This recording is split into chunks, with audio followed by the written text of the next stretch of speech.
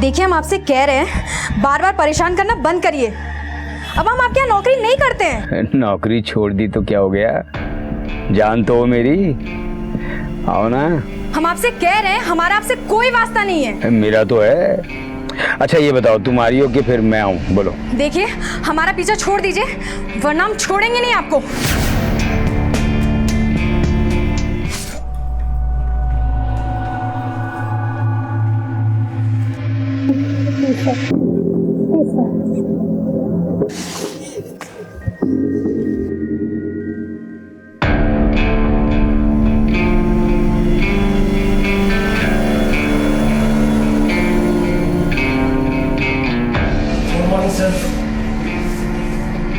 कमीना, हर वक्त आग लगी रहती है।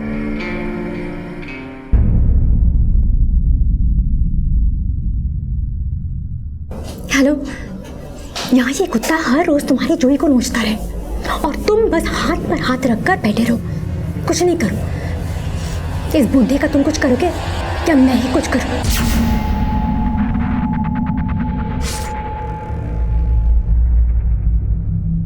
May I come in, sir? अरे रीमा, आओ आओ हाँ,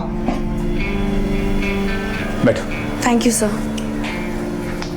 तो कुछ काम की बात कर लेते हैं, आई मीन टारगेट फिक्स कर लेते हैं। Okay, sir. ये है तुम्हारा टारगेट।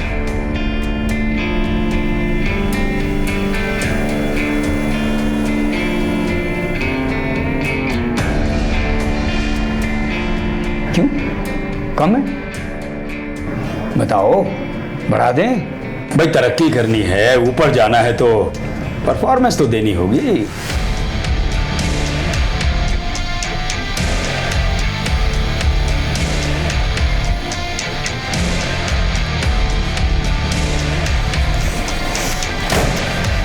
अब इसके ऊपर जाने का इंतजाम मुझे करना ही पड़ेगा।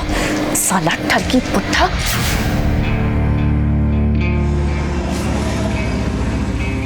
प्लीज स्टॉप इट सर, अब शादीशुदा हूँ मैं। ये तो बड़ी अच्छी बात है।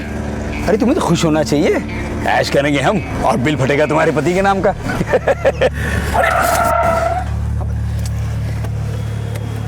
अरे कहाँ जा रही है तू? मेरे पति को अगर पता चला ना तो वो खून कर देगा तुम्हारा। सर ये क्या कर रहे हैं आप? मसाज, अपनी कंपनी का नया मसाज वाला है ना, ट्राई कर रहा हूँ। कैसा लग रहा है पायल? अच्छा लग रहा है? मजा आ रहा है ना? सर हम ऑफिस में। तो क्या हो गया, मेरा ऑफिस है, मेरा केबिन है, कोई नहीं आएगा यहाँ। Good morning ma'am. Good morning Juhi. Sir अंदर है? Yes ma'am. Good morning madam ji. Madam ji आप बताई होती तो आपको लेने नीचे आ जाते। सर खुशबू भी बड़ी अच्छी है, मजा आ रहा है, मुझे भी आ रहा है। शंकर। जी मैडम जी। जी मैडम जी, वो ये क्या हो रहा है यहाँ पे? यू क्या कर रही हो? स्टाफ नहीं है। अच्छा, तो तुम क्या कर रहे थे स्टाफ के साथ? तुम्हारी समझ में अभी नहीं आएगा। जब बीच चौराहे पे खड़ा करके तुम्हारी इज्जत का जनाजा निकालूंगी ना, तब समझोगे। शरीर में जितनी गर्मी है सब निकल जाएगी। और तुम, अगर तुम्हारी जवानी इतना ही जोर मारी है तो चौक पे क्यों नहीं जाके बैठ जाती? Get out, out now. अगर अभी भी नहीं सुधरे ना तो तुम्हारी जवानी जो बहुत भड़क रही है उसे काट के फेंक दूंगी।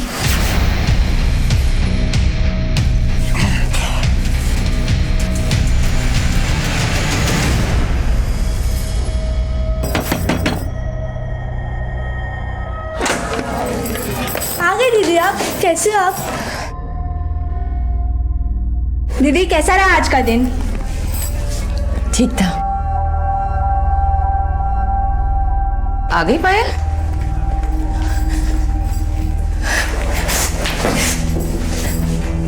पायल क्या हुआ बेटा? मम्मी आज ऑफिस में बॉस की वाइफ ने सबके सामने मेरी बेइज्जती की।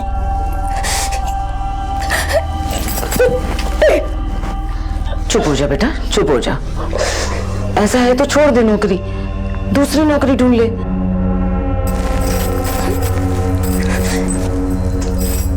ऐसे कैसे नौकरी छोड़ दूं मम्मी? दूसरी नौकरी मिलना इतना आसान नहीं है। और कौन सी कंपनी मुझे इतनी अच्छी सैलरी पे नौकरी देगी?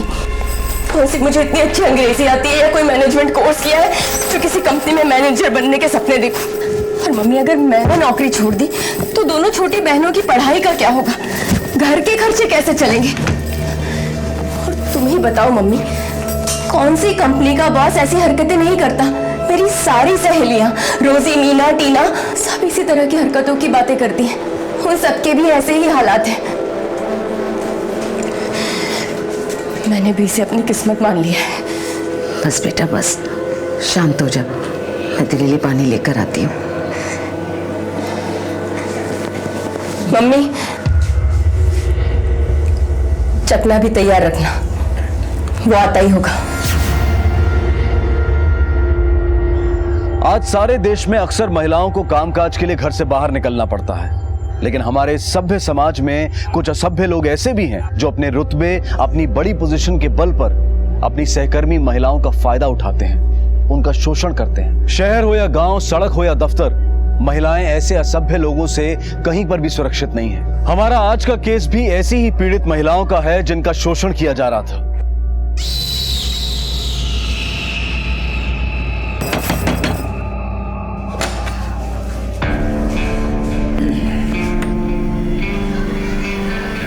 पायल, तेरे सर आए हैं। कैसी है तू? हैं? खेलो खेलो, शाबाश खेलो।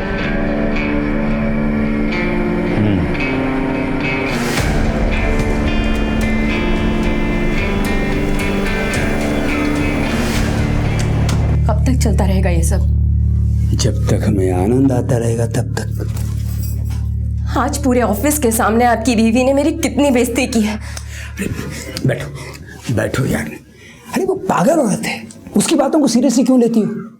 अच्छा चलो, उसकी इस बेहुदा हरकत के लिए मैं तुमसे माफी मांगता हूँ, ओके? अरे यार, उस औरत के चक्कर में तुम हमारी शाम क्यों खराब कर रही हो? अच्छा सर, वो आखिरी दिन था जब सर घर आए थे। उसके बाद ना तो वो आए और ना ही उनका फोन। मैंने 1-2 बार उनका फोन ट्राई किया था, लेकिन फोन स्विच ऑफ था। कमाल है, तुम्हें भी बताकर नहीं गए? तुम्हें तो बताकर जाना चाहिए था। सर, मैं उनकी वाइफ नहीं हूँ जो कहीं भी जाने से पहले वो मुझे बताकर जाए। रघु सर, प्रकाश के सारे कॉल रिकॉर्ड चेक करो और पता लगाओ कि उसका आखिरी लोकेशन क्या था। Yes sir. ऐसा पहले भी कभी हुआ है? नहीं सर, पहले कभी बिना बताए इतने दिनों के लिए नहीं गए। उनका किसी से कोई झगड़ा, दुश्मनी वगैरह? नहीं सर।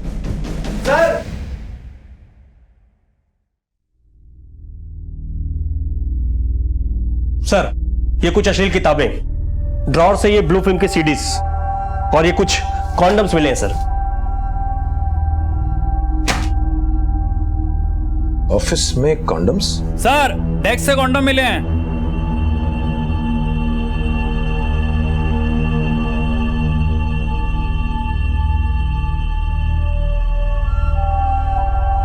किसकी डेस्क है? इन रीमा जी की। सर, आपने प्रकाश सर के अकाउंट की डिटेल्स मांगी थी, वो इसमें है। इसमें लास्ट ट्रांजैक्शन 25 मई को किया गया है 45,000 का। हाँ सर, उस दिन रात को सर ने 90,000 2 अलग अलग अकाउंट से निकाले थे।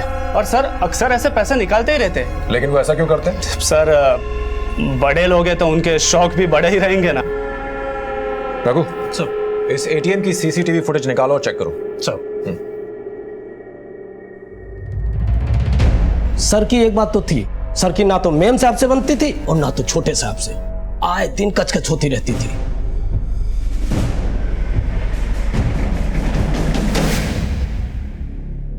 तो आपने अपने पति को धमकी दी थी? धमकी नहीं, उसे तो तुम चुप रहो। पति के नाम पे कलंक थे वो, दुनिया भर में मुंह मारते फिरते थे। उन्होंने घर को कभी घर समझा ही नहीं, बीवी के रहते दूसरी औरतों के पीछे भागते रहे। तो क्या आरती उतारती उनकी?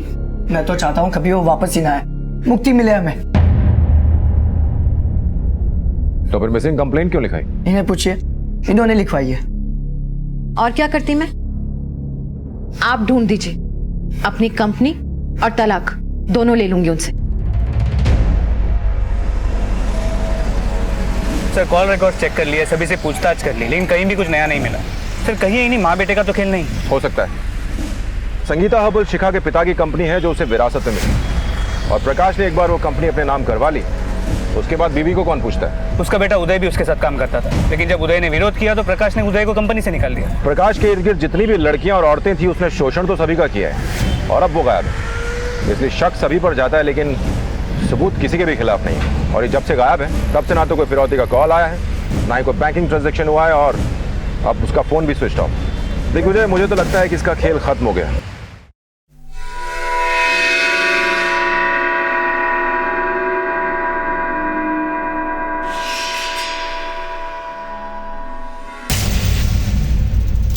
अरे ये तो किसी आदमी का कान है। ए इधर आओ इधर आओ। अरे यहाँ पर देखो कान पड़ा है।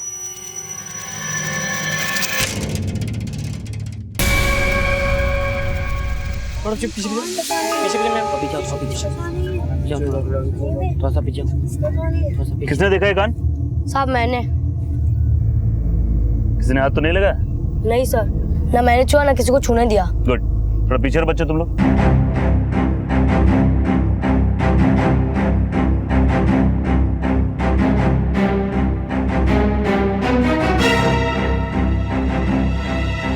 आइए सर, देखिए ये है।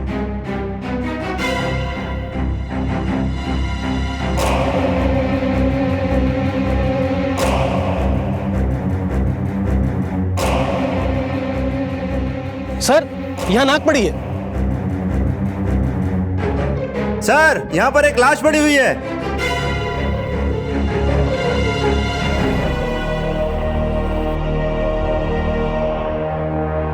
सर किसी प्रकाश यादव का नाम है और संगीता हर्बल्स का एड्रेस लिखा हुआ है, और डेबिट कार्ड पर भी प्रकाश यादव है सर। सर कहीं ये वही आदमी तो नहीं है जिसकी मिसिंग कंप्लेंट हमें थाना हजरतगंज से आई थी? हेलो इंस्पेक्टर रवि, मैं इंस्पेक्टर मोहन कुमार बोल रहा हूँ बछरामा थाने से। हमें एक डेड बॉडी मिली है प्रकाश यादव नाम की, जिसकी कंडीशन बहुत खराब है। इसे देखकर लगता है इसे बहुत बुरी तरह से मारा गया है। प्रकाश यादव की लाश का कटे हुए लिंग के साथ मिलना साफ लगता है किसी ने बदला लिया है, अपनी भड़ास निकाली। हो ना हो इस कत्ल के पीछे वजह सेक्स है। तुम एक काम करो, प्रकाश यादव जिन जिन लड़कियों से रेगुलर टच में था उनसे बात करो। सर मैंने प्रकाश यादव के डेबिट कार्ड रिकॉर्ड चेक किए, हमें यह पता चला है कि कत्ल की रात उसने एमजे वाइन शॉप से शराब खरीदी थी। ये देखिए सर।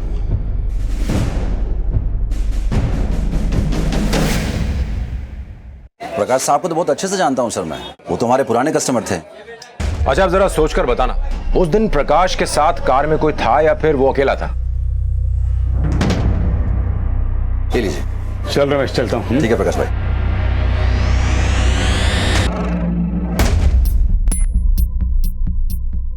हाँ सर था तो। कौन? वो तो नहीं पता सर, क्योंकि बहुत दूर था और उसका चेहरा ठीक से देख नहीं पाया सर मैं।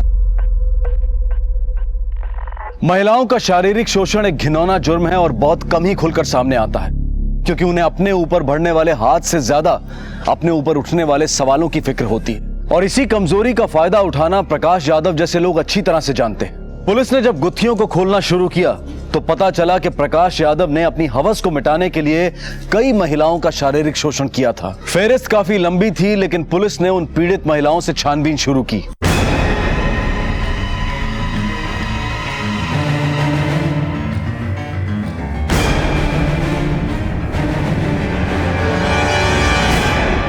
रीमा तुम 25 मई की रात को कहां पर थी? 25 मई की रात को मैं एक पार्टी में गई थी, लेकिन आप ये सब मुझसे क्यों पूछ रहे हैं? कहीं आपको ऐसा तो नहीं लगता कि मैंने उसे मारा है? हो भी सकता है। देखिए सर, मैंने प्रकाश यादव का मर्डर नहीं किया है। हाँ, मैं उसे मारना जरूर चाहती थी, मगर कभी हिम्मत नहीं जुटा पाई। तुम उसे मारना चाहती थी? क्यों? मैं क्या, आप जाके किसी भी लड़की से पूछिए, उसका जवाब यही होगा। मेरी जगह कोई और भी लड़की होगी तो वो यही कहेगी। यूज करके फेंक दिया उस आदमी ने मुझे। शुरू शुरू में बहुत तारीफ करता था मेरी, मुझे लगा मेरे काम से खुश है, मगर नहीं, बात कुछ और थी। एक बार वो मुझे बाहर एक कॉन्फ्रेंस में लेकर गया। कॉन्फ्रेंस के बाद हम होटल के बार में बैठे थे।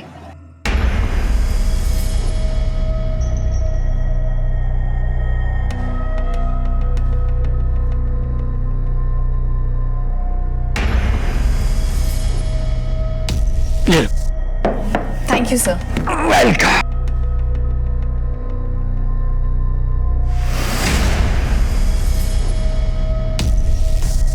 जूस पीते ही मेरा सर चकराने लगा, अजीब सा लगने लगा।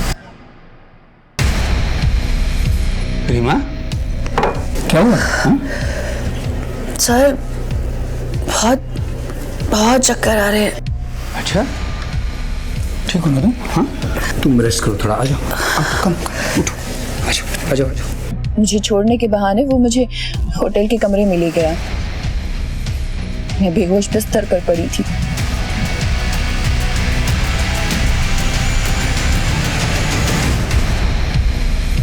रीमा, क्या हुआ? हाँ? सर बहुत चक्कर आ रहे हैं। अच्छा, ठीक हो ना तुम? हाँ, तुम रेस्ट करो थोड़ा, आ जाओ, कम उठो, आ जाओ आ जाओ आ जाओ। मुझे छोड़ने के बहाने वो मुझे होटल के कमरे में ले गया। मैं बेहोश बिस्तर पर पड़ी थी और मौके का फायदा उठाकर उसने मेरे साथ रेप किया। सिर्फ इतना ही नहीं, उसने मेरी न्यूड वीडियो भी बनाई।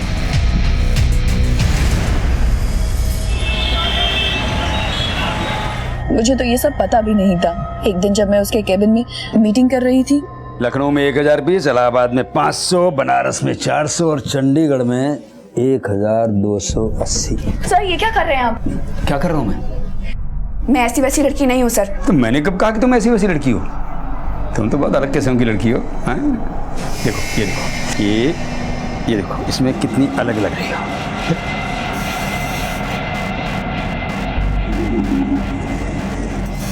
क्यों, पसंद आई ना? अब बताओ, मेरा ख्याल रखोगी या नहीं? बाकी तो तुम खुद ही समझदार हो। उस दिन के बाद से हमेशा उसने अपनी मनमानी की। उसने मुझे पैसे दिए, आउट ऑफ टर्न जाकर प्रमोशन भी दिया, एक सेकेंड हैंड कार भी दी थी। हर वक्त मेरे आगे पीछे घूमते थे, लट्टू थे मुझ पर। और पायल के आने के बाद उन्होंने मुझे मक्खी की तरह निकाल फेंका। पर्क्स वगैरह जो मुझे मिलते थे वो सब काट दिया और उस पायल को दे दिए। दिग्विजय, पायल को बुलवाओ, इसने हमें सारी बातें नहीं बताई। Yes sir. चालाक मुजरिम अक्सर पुलिस को गुमराह करने के लिए शक की सुई किसी और की तरफ घुमाने की कोशिश करता है, पर एक मिनट के लिए सारी बातें भूल करके बेसिक्स की तरफ चलते हैं। ये बताओ, प्रकाश यादव की मौत से सबसे ज्यादा फायदा किसे हुआ? उसकी बीवी और उसके बेटे को। करेक्ट। इस उदय को उठाओ, टटोलते हैं। सर कुछ पता चला? नहीं चला है तो चल जाएगा, इसलिए तुझे यहां बुलाया। कत्ल वाले दिन ऑफिस के पार्किंग लॉट पे तू 2 घंटे किसी का इंतजार कर रहा था, और जैसे तेरे बाप की गाड़ी निकली तो उसके पीछे हो लियो। सीसीटीवी फुटेज में सब कंफर्म हो गया है। नहीं सर, वो ऐसे सर, तेरे बाप की मौत से सबसे ज्यादा फायदा तुझे ही होने वाला था। सच सच कबूल कर ले, नहीं तो इतना कूटेंगे कि तेरी हड्डियां जुर्म कबूलेंगी तेरा। देखिए सर, मैं मानता हूँ उस दिन मैं अपने पापा को मारने के इरादे से ही गया था, लेकिन फिर मेरी गर्लफ्रेंड राशि के साथ मेरी बात हुई और उसके साथ बात करने के बाद मैंने सोचा कि ये आदमी तो मारने के लायक भी नहीं है। झूठ बोलने में पीएचडी हासिल की है साले ने। सच बोल। सर मैं सच बोल रहा हूँ, वो आदमी बाप कहलाने के लायक नहीं था, एक नंबर का गिरा हुआ आदमी था। उसने मेरी माँ की जरा भी कदर नहीं की। दिन ब दिन उसकी हरकतें घिनौनी होते जा रही थी सर। एक दिन तो हद ही कर दी उन्होंने, लड़कियों को घर लाना शुरू कर दिया अपनी अय्याशी के लिए। क्या हो रहा है यहाँ पे? ये क्या बदतमीजी चल रही है? बेशर्म लड़की, ये मेरा घर है, कोठा नहीं। चल। मुझे क्या बोल रही हो? अपने पति को संभालो, जबरदस्ती लेकर आए मुझे, समझी? मेरे ही बेडरूम में खड़े होके मेरे ही पति के साथ रंगलियां मनाती है और इतनी बेशर्मी नहीं। चुप! मुझे रोकेगी? इसे बाहर निकालेंगे।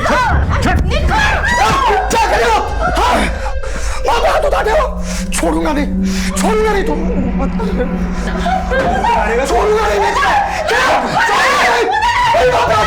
नहीं होते बेटा, नहीं बेटा, नहीं। हाथ मत उठाना, समझे? जी तो चाह रहा था मैं उसे उसी वक्त मार दूं। बुड्ढे ने सारी हदें पार कर दी थी सर। और मैं अपनी माँ की दुर्दशा देख नहीं पा रहा था। मेरा दिमाग हट गया था। 3 दिन से मेरे दिमाग में एक ही बात चल रही थी कि sir I was actually out of control. मैं उसे मारने ही जा रहा था कि मेरी गर्लफ्रेंड राशि ने मुझे रोक लिया, वरना मेरे ही हाथों नरक जाता बूटा। तो तूने नहीं मारा? नहीं। मरवाया? किसको दी सुपारी? नहीं सर, मैंने कोई सुपारी वुपारी नहीं दी। मैंने किसी को नहीं मरवाया। इनफैक्ट उस दिन मैंने उनको ज्यादा देर तक फॉलो भी नहीं किया था। वो कंकरिया टोल बूथ से आगे जाकर मैंने यू टर्न ले लिया था। मैं बहुत डिस्टर्ब था और मेरा मूड ठीक करने के लिए राशि मुझे अपने साथ फिल्म देखने ले गई। सर आप चाहे तो राशि से पूछ सकते हो। कंफर्म करो। सर पायल को ले आए।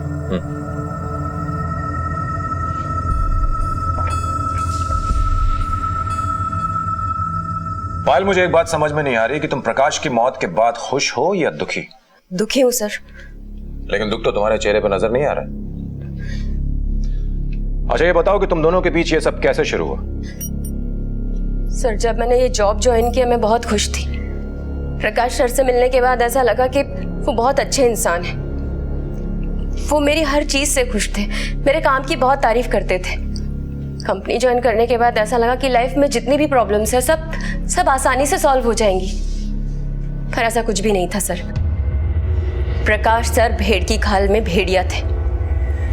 एक दिन मुझे एक पार्टी में लेकर गए। मेरी कोल्ड ड्रिंक में कुछ मिला दिया उन्होंने। मैं बेहोश हो गई और जब होश में आई तो उन्होंने मेरी एक वीडियो बना ली थी। तो तुमने पुलिस कंप्लेंट क्यों नहीं की उस वक्त? कैसी कंप्लेंट सर? एक बहुत छोटी सी जगह से हूँ मैं, मिडिल क्लास फैमिली से। प्रकाश जैसे लोगों के सामने हम लोग कैसे टिक पाते? पापा नहीं है हमारे, 2 छोटी बहनें हैं, मम्मी है। उन सबकी जिम्मेदारी, घर का सब ध्यान रखना, सब कुछ मैं ही करती हूँ। डर गई थी अगर मुझे कुछ हो गया तो उनको कौन संभालेगा। सर मजबूरी थी, इसलिए झुकती चली गई। और जब पानी सर से ऊपर चला गया तो तुमने फैसला किया कि उसे रास्ते से हटा दिया जाए? नहीं सर, ऐसा कुछ भी नहीं है, आप गलत समझ रहे हैं। तो फिर सही क्या है? सर फोन रिकॉर्ड के हिसाब से रीमा का फोन उसी इलाके में था जहां से हमें प्रकाश की लाश मिली।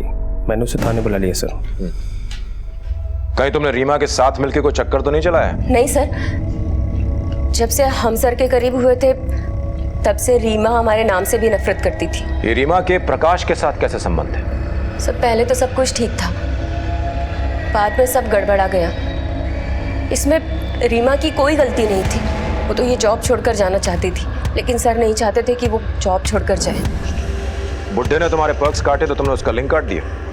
नहीं सर, ये सब झूठ है। तुम्हारे कॉल रिकॉर्ड से साफ पता चलता है कि 25 मई की रात तुम उसी इलाके में थी जहां प्रकाश की लाश मिली। 25 मई की रात को मैं एक पार्टी में गई थी। मैं आपसे पहले भी कह चुकी हूँ। किसकी पार्टी? सर मैं अपने बॉयफ्रेंड नितिन के साथ गई थी, वो मुझे वहां लेकर गया था। देखिए, पता करो उस नितिन का। सर एटीएम की सीसीटीवी फुटेज आ गई सर।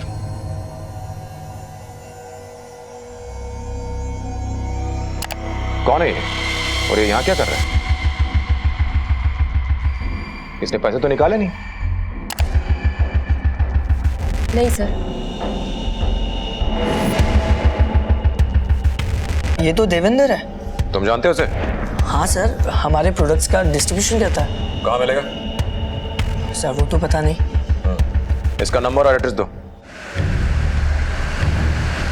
सर मुझे ऐसे लग रहा है कि इस मर्डर के पीछे वजह कुछ और है और हमें गुमराह करने के लिए उस आदमी का लिंक काट दिया गया था ताकि हमें ऐसे लगे कि इसके पीछे कोई लड़की हो। सर वरना एक अकेली लड़की किसी आदमी को इतनी बेरहमी से कैसे मार सकती है? पॉइंट है, बस ये देवेंद्र एक बार सही खांचे में फिट हो जाए फिर दूध का दूध और पानी का पानी हो जाएगा।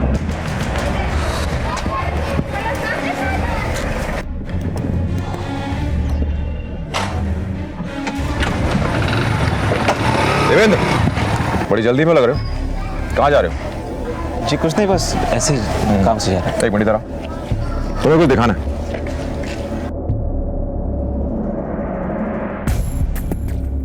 तुम उस दिन वहां क्या कर रहे थे? जी बस पैसे निकालने गया था। प्रकाश यादव जहां से पैसा निकालता तुम भी वहीं से निकालते हो? सर वो एटीएम मेरे घर के पास से ही है तो इसलिए गया था। और तूने उस दिन पैसे तो निकाले नहीं? सर वो उस दिन प्रकाश जी से अचानक मुलाकात हो गई तो बातों बातों में रह गया तो इसलिए भूल गया था सर। ये बताओ, प्रकाश यादव के साथ कोई और भी था? जी नहीं। तो इतने परेशान क्यों दिख रहे थे? सर मुझे तो ऐसा कुछ लगा नहीं, मतलब जैसे वो हमेशा होते वैसे ही थे, बस ज़रा सी पी रखी थी। क्या बात हुई उनसे? कुछ नहीं सर, बस इधर उधर की बातें, क्या चल रहा है वगैरह। प्रकाश जी ज़रा रंगीन मिजाज आदमी है ना सर, तो कह रहे थे कि ऑफिस की एक नई फीमेल स्टाफ चाहिए। तो तुमने क्या कहा? मैंने यही कहा सर ढूंढ के बताता हूँ आपको। बिना बताए शहर से बाहर मत जाना। हाँ रघु बोलो। सर मैं उदय की गर्लफ्रेंड राशि के घर के बाहर खड़ा हूँ। उसके पिता ने कंफर्म किया है कि उस रात उदय राशि के साथ फिल्म देखने गया था।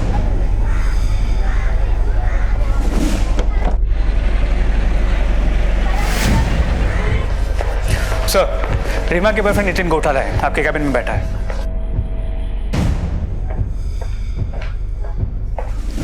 Hello sir.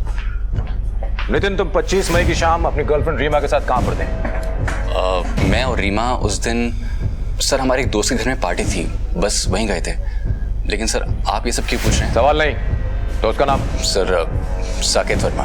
इस दोस्त का नाम और एड्रेस लो और पता करो। और उस पार्टी में कुछ और लोग भी आएंगे जो इसको जानते हो, उनसे भी चेक करो। जी। नंबर 2। लखनऊ के प्रकाश यादव की लिंक काटकर की गई हत्या पुलिस के लिए भूल भुलैया बनी हुई थी। पुलिस ने रीमा, पायल, उदय सबसे पूछताछ की, लेकिन किसी के खिलाफ उन्हें कोई ठोस सबूत नहीं मिल पा रहा था। इनफैक्ट पुलिस को इस केस का सिरा नहीं मिल पा रहा था। इस केस में अब तक जो एक चीज मिसिंग थी वो थी प्रकाश यादव की कार, जो अब तक पुलिस को नहीं मिली थी, लेकिन पुलिस उसे ढूंढने की पूरी कोशिश कर रही थी। उस दिन अगर प्रकाश के साथ कोई था तो उसे उस एटीएम पर भी होना चाहिए था, क्योंकि शराब खरीदने के लगभग आधे घंटे बाद ही प्रकाश ने 90,000 रुपए निकाले थे। पर देवेंद्र ने हमें बताया कि उस दिन प्रकाश के साथ वहां कोई नहीं था। वही तो, मुझे लग रहा है ये देवेंद्र झूठ बोल रहा है। तुम एक काम करो, प्रकाश के गायब होने से लेके अब तक के यानी पिछले 7 दिनों के बैंक रिकॉर्ड्स और कॉल रिकॉर्ड्स निकालो इस देवेंद्र के। सर, देवेंद्र के इस बैंक स्टेटमेंट के मुताबिक उसने पिछले 7 दिनों में कोई अमाउंट नहीं निकाली है। देखो जी, लोग एटीएम इसलिए जाते हैं क्योंकि उन्हें पैसों की जरूरत होती है, और देवेंद्र भी उस दिन पैसे निकालने के लिए गया। चलो माना उस दिन वो भूल गया, लेकिन अगली 7 दिनों तक उसे पैसों की जरूरत नहीं पड़ी। बड़ी अजीब सी बात। सर, क्या ये हो सकता है कि उसी ने प्रकाश को मारकर उसके सारे पैसे चुरा लिए हों? हो सकता है। उसके कॉल रिकॉर्ड चेक करो, पता करो।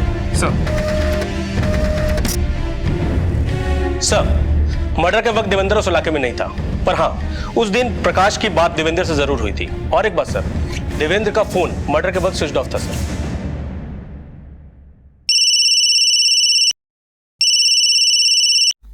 साहब, वो आप चोरी हुई वाली गाड़ी ढूंढे थे ना, वो मिल गई है, लेकिन टुकड़ों में।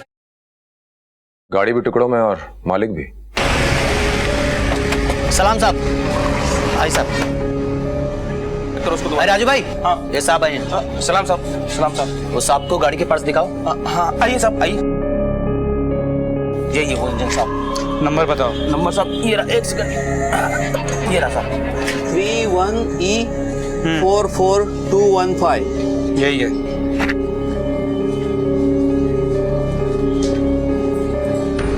सर, नंबर मैच करता है। इंजन प्रकाश की कार की है। ये कार तुम्हें किसने भेजी? ये साहब माखनलाल तिवारी और बेरी प्रसाद सर, आजाद नगर साहब, इन लोगों ने बेचा था साहब।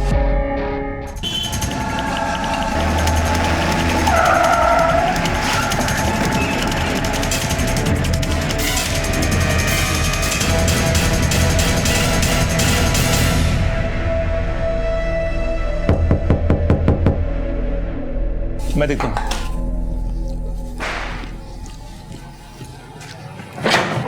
पुलिस सब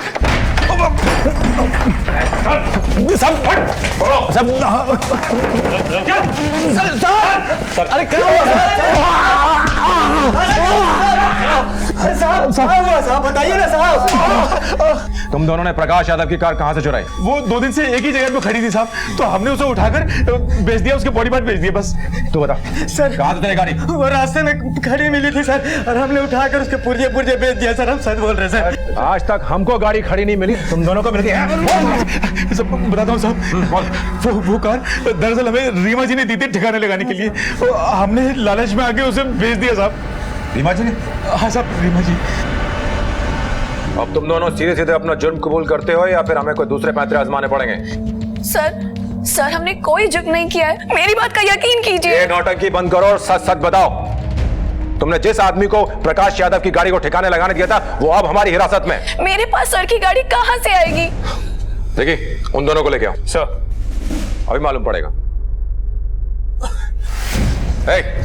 बताओ इन्हें कि इन्होंने तुमको गाड़ी कहां दी थी, बोलो। साहब, जिन्होंने चाबी दी थी ये वो मैडम नहीं है साहब। ये वो मैडम नहीं है? नाम क्या बताया था तुमने? रीमा। तो यही तो रीमा है। नहीं साहब, ये वो रीमा नहीं है साहब।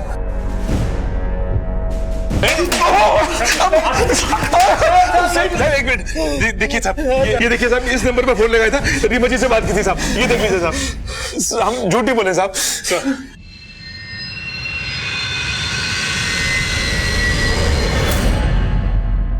रीमा का नाम आने के बाद पुलिस को लगा कि एक केस सॉल्व हो गया है, लेकिन कहानी ने फिर से एक नया मोड़ ले लिया था। अब पुलिस की सारी उम्मीदें टिकी थी एक मोबाइल फोन नंबर पर। सर ये नंबर स्विच ऑफ है। सर मैंने बेनी प्रसाद और माखन लाल के फोन रिकॉर्ड चेक किए, ये दोनों की सेल फोन लोकेशन उस जगह पे थी जहां हमें प्रकाश की बॉडी मिली। लेकिन इससे ये बात तो साबित नहीं होती ना कि इस मर्डर में इन दोनों का हाथ है। लेकिन सर उस दिन इन दोनों के नंबर इस नंबर से कांस्टेंट टच में थे।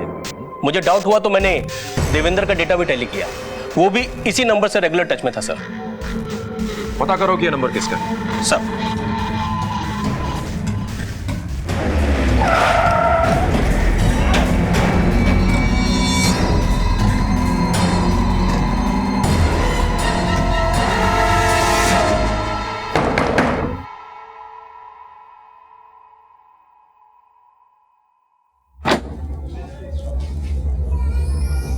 पायल कहाँ है?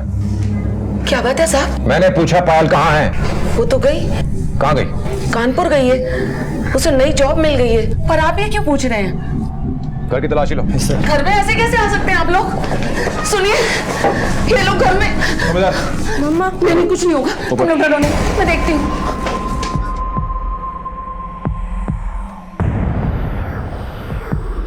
साहब, आप लोग मुझे बताते क्यों नहीं? ये पायल के कमरे की तलाशी क्यों ले रहे हैं? क्या चाहिए आप लोगों को?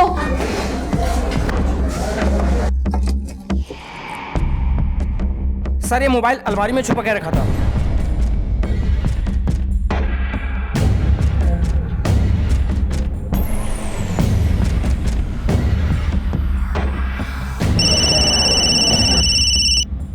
ये तो वही नंबर है जिसकी हमें तलाश है।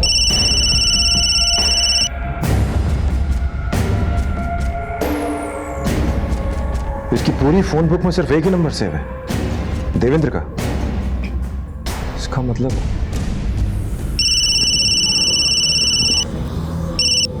हाँ देख विजय। सर ये देवेंद्र गायब है, उसके घर वालों को भी नहीं पता कि वो कहाँ है। उसका फोन ट्रैक करो, देवेंद्र को पकड़ना बहुत जरूरी है।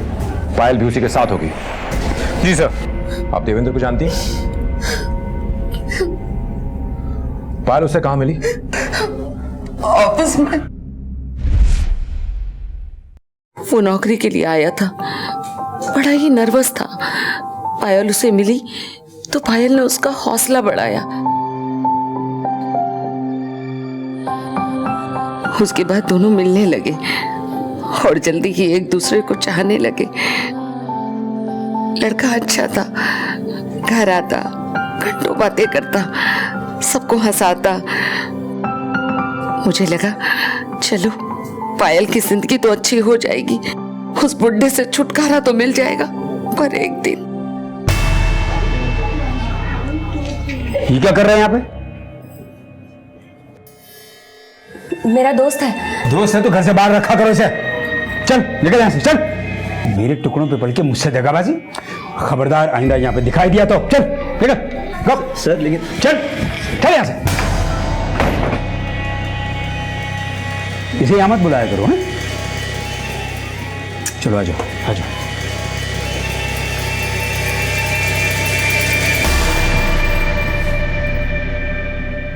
वो तो पीछे ही पड़ गया था साहब उन दोनों के, चैन से जीने नहीं दे रहा था। अच्छा हुआ मर गया। सर ये लोग उत्तम नगर से होते हुए लखनऊ से बाहर जा रहे हैं, आपसे तकरीबन 20 किलोमीटर दूर। कौन सी रोड पे है वो? सर अब ये सीतापुर रोड की तरफ जा रहे हैं। सीतापुर के रोड पे लो।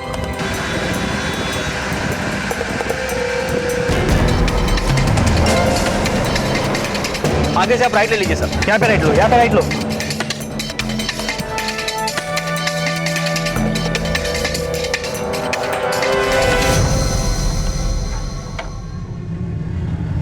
अभी ये कहीं रुके हुए हैं।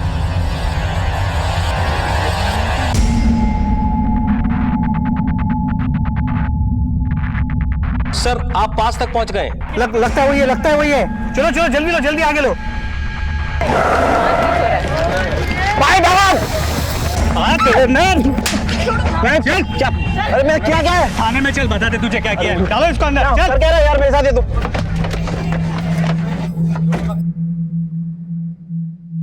पायल, हम सब जानते हैं तुम्हारे देवेंद्र और प्रकाश यादव के मर्डर के बीच में क्या कनेक्शन है। अब सीधी तरह बताना शुरू करो, नहीं तो जो लेडी कांस्टेबल खड़ी है इसने बहुत दिनों से किसी की धुलाई नहीं की है।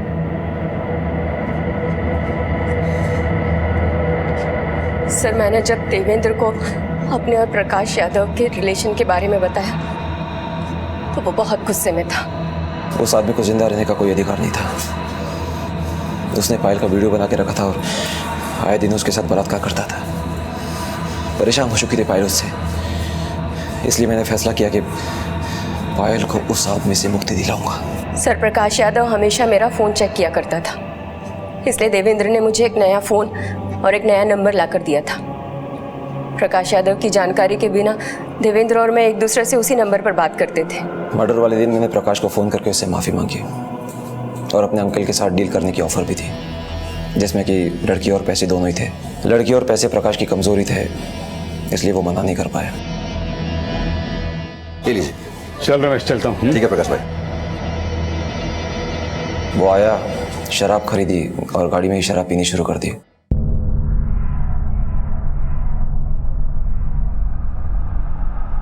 फिर मैंने उसे बताया कि मेरे अंकल एक बार में हमारा इंतज़ार कर रहे हैं। रास्ते में उसने एटीएम से कुछ पैसे निकाले और बाद में गाड़ी बाहर की तरफ मोड़ दी। लेकिन वो गाड़ी कभी भी अपनी मंजिल तक नहीं पहुंची। नहीं। सर, ज़रा गाड़ी रोकिए ना। क्यों? ज़रा आता हूँ।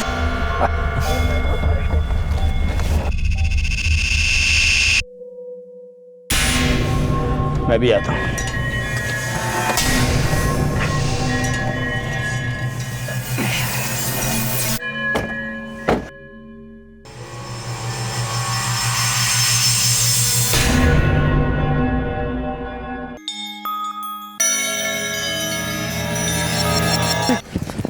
कौन है भाई? क्या है भाई? देवेंद्र, ये मार रहा है मेरे को। क्यों मार रहा है मेरे को? सर, उस जानवर को मारने का मुझे कोई अफसोस नहीं है। अफसोस तो मुझे इस बात का है कि वो मेरे साथ बलात्कार करता रहा और मैं कुछ नहीं कर पाई। आप ही बताइए सर, कौन लड़की एक बुढ़े की रखैल बनके उसके साथ जिंदगी गुजारना चाहेगी? मैं भी चाहती थी कि एक हम उम्र लड़के के साथ शादी करके अपनी जिंदगी गुजारूं, लेकिन वो बुढ़ा मुझे कहीं भी अकेला नहीं छोड़ता था। न ऑफिस में न घर में, हर जगह साए की तरह मेरा पीछा करता था। गलती से अगर किसी हम उम्र लड़के के साथ हंस लूं या बात कर लूं तो चिल्लाता था, गुस्सा करता था। वो मुझे जीने नहीं दे रहा था सर। प्यार में शारीरिक संबंध का होना अलग बात है सर, लेकिन बलात्कार। पायल, तुम्हारे साथ जो हुआ उसका मुझे अफसोस है, पर जो कुछ तुमने किया उसने तुम्हें भी कानून का मुजरिम बना दिया। कानून अपने हाथों में लेने से अच्छा यह होता कि तुम पुलिस से मदद लेती। पायल ने अपना बदला तो ले लिया था, लेकिन उसकी जिंदगी बर्बाद हो गई। अगर जूही, रीमा, पायल, रुचिका और मिताली ने शुरू में ही प्रकाश यादव के खिलाफ आवाज उठाई होती, पुलिस को बताया होता, तो इतना बड़ा जुर्म नहीं होता। क्राइम पेट्रोल सभी दर्शकों से, खासकर काम करने वाली महिलाओं और लड़कियों से यह अनुरोध करता है कि सेक्सुअल हैरेसमेंट की पहली पहल पर ही अपने घर वालों, अपने ऑफिस के एंटी हैरेसमेंट सेल और पुलिस को सूचित करें, ताकि बात आगे बढ़ने की नौबत ही ना आए। सरकार ने महिलाओं की सुरक्षा के लिए सख्त कानून बनाए हैं, इसलिए डरिए मत, सोचिए मत, तुरंत सूचित कीजिए। आपसे फिर मुलाकात होगी अगले एपिसोड में एक और नए केस के साथ। तब तक अपना और अपने परिवार का ख्याल रखें और देखते रहें क्राइम पेट्रोल। सबक एक को, सीख हम सबको। जय हिंद। शेखर बोल रहा हूँ। अच्छा सुनो, 4 बजे चारबाग स्टेशन के पास मिलो। काम आज हो जाएगा ना शेखर? हाँ पूजा, काम हो जाएगा।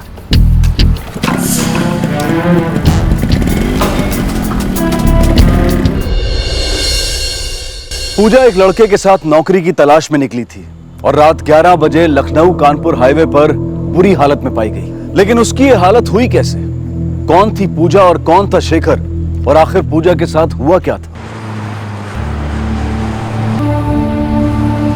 क्या हुआ भाई? कौन है ये लड़की? क्या मालूम इस तरफ से आई थी।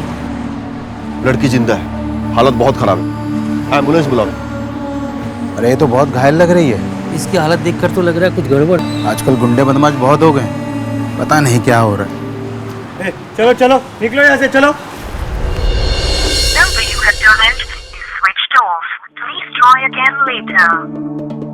शेखर कहाँ रह गया? कुछ बता के नहीं गया क्या? माँ जी तब से लगा रही हूँ, फोन में स्विच ऑफ आ रहा है, बहुत घबराहट हो रही है। आपके द्वारा डायल किया हुआ नंबर अभी बंद है। समझ में नहीं आ रहा, इतना देरी तो कभी नहीं करते।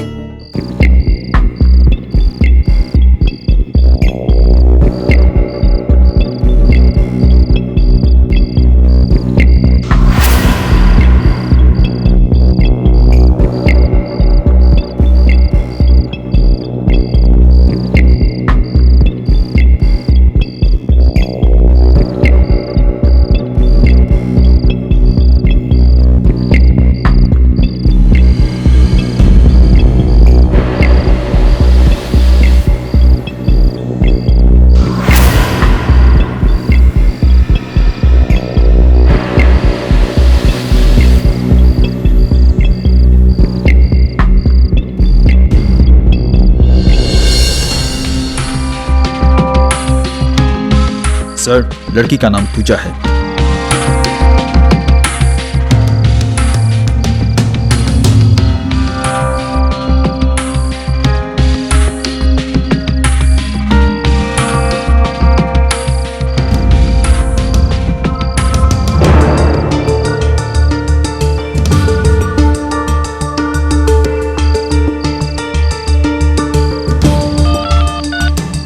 हेलो, आप पूजा की माँ बोल रही हैं?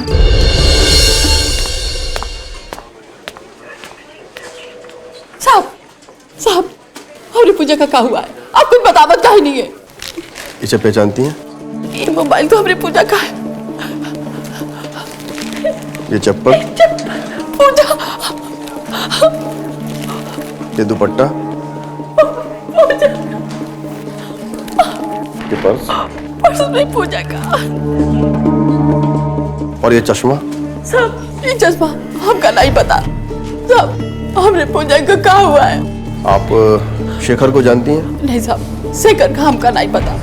साहब आप कुछ छुपावत हो, बता हमारी बिटिया का क्या हुआ है? सर, लड़की के साथ रेप हुआ है और मुझे ऐसा लगता है कि गैंग रेप का मामला है। बहुत जख्मी हालत में है, बेसिक ट्रीटमेंट हमने कर दिया है।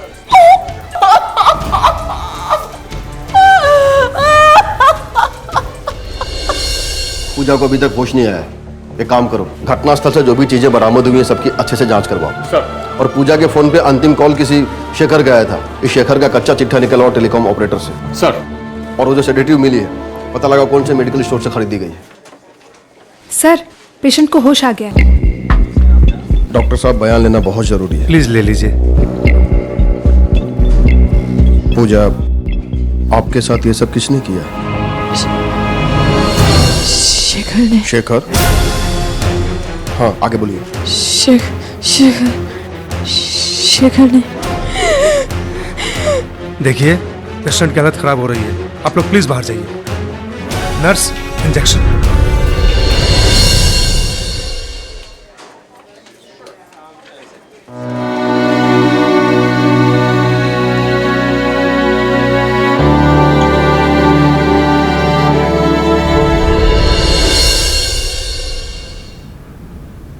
माँ जी, वो अभी तक घर नहीं आए हैं, पूरी रात बीत गई। लगता है पुलिस की मदद लेनी पड़ेगी। शेखर का है? हम तो खुद ही थाने आने वाले थे कंप्लेन लिखवाने, वो कल से घर ही नहीं आए हैं। देखिए, हमारे साथ कोई खेल मत खेलिए, फटाफट बताइए शेखर का है। अरे आप ऐसे काहे बोल रहे हैं? क्या किया हमने बेटा ने? आपके शेखर ने रेप किया है।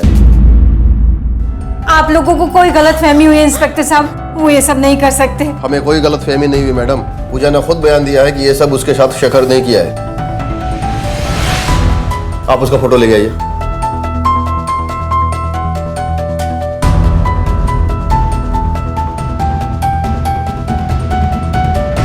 आप पूजा को जानती हैं? पूजा? ये दवाई यहाँ से खरीदी गई थी, किसने बेची थी?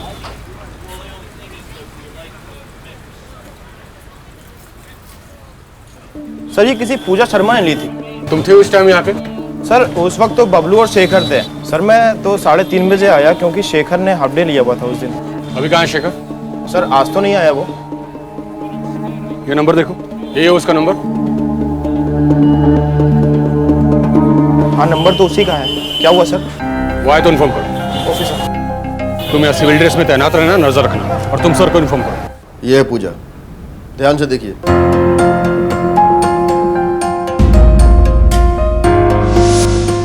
संभाल के आराम से। अरे क्या हुआ? हाँ? कौन है ये? अमिता, ये पूजा है। मेडिकल स्टोर पे दवाई लेने आई थी। कह रही थी काम ढूंढने निकली और बात करते करते अचानक बेहोश हो गई, तो मैं इसे घर ले आया। ठीक हो? बेटा ये लो पानी पियो। लो।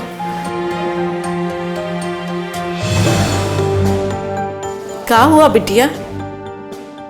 इतनी परेशान काहे दिख रही हो? सवेरे से काम की तलाश में घूम रहे हैं यहाँ से वहाँ, धूप में बिना कुछ खाए पिए। चक्कर सा आ गया हमको। अब आप ही बताइए इंस्पेक्टर साहब, जो लड़की खुद ही बेहोश होकर गिरी पड़ रही थी, उसकी मदद के लिए हमारे पति काम धाम छोड़कर को यहाँ ले आए। वो उसके साथ ऐसा कर सकते हैं? अगर उनके मन में कोनो खोट होता तो हमारे पास पूजा को लेकर काहे आते? हर पत्नी अपने पति के बारे में ऐसा ही सोचती है, लेकिन गुनहगार तो हमारे आपके बीच में से ही कोई निकल के आता है ना। ये आपके पति का है? हाँ लेकिन इंस्पेक्टर साहब वो एक पारिवारिक आदमी है, वो कोनो गलत काम कर ही नहीं सकते। बस वो एक बार हमारे हाथ लग जाए, क्या सही है क्या गलत है सब पता चल जाएगा। आप केवल इतना बताइए, कल वो 3:30 बजे अपना शॉप से निकला बाइक पे, आपको बताया? नहीं। मतलब उसने आपसे ये बात छुपाई? क्या इसके पहले भी कभी उसने हाफ डे लिया है आपको बताए बिना? ऐसा तो कभी नहीं हुआ। हम खुद ही उनका फोन लगा रहे हैं संजय से, स्विच ऑफ बता रहा है। हम भी ट्राई कर रहे हैं, स्विच ऑफ है। अगर उसने कुछ किया ही नहीं है तो अंडरग्राउंड क्यों है? उसके बाइक का नंबर दीजिए। मुझे समझ में ये नहीं आ रहा है कि शेखर को जब पूजा के साथ ये कांड करना था तो उसने पूजा को अपने घर वालों से क्यों मिलवाया?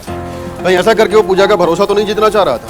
सर ये भी तो हो सकता है कि पहले उसने ऐसा ना सोचा हो, बाद में उसकी नीयत में खोट आ गई और उसने मौके का फायदा उठा लिया। ये भी हो सकता है। फिलहाल एक काम करो, एक सादे कपड़े में कांस्टेबल घर के बाहर तैनात करो, मुझे पल पल की खबर चाहिए। Yes sir.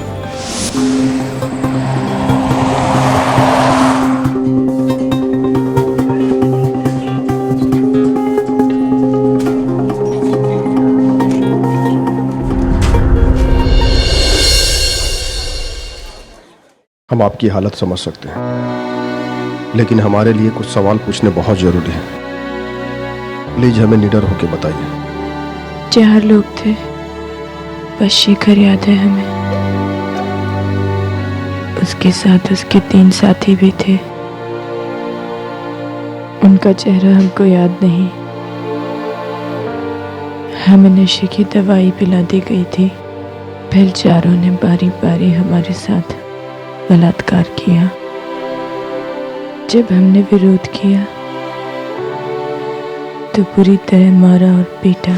शेखर को आप कैसे जानती हैं? 4 महीने पहले हमारी मुलाकात हुई थी शेखर से। उनके मेडिकल स्टोर पे हमारी नौकरी छूट गई थी, बहुत किल्लत हो गई थी पैसों की। छोटे भाई बहन के स्कूल की फीस के पैसे नहीं थे,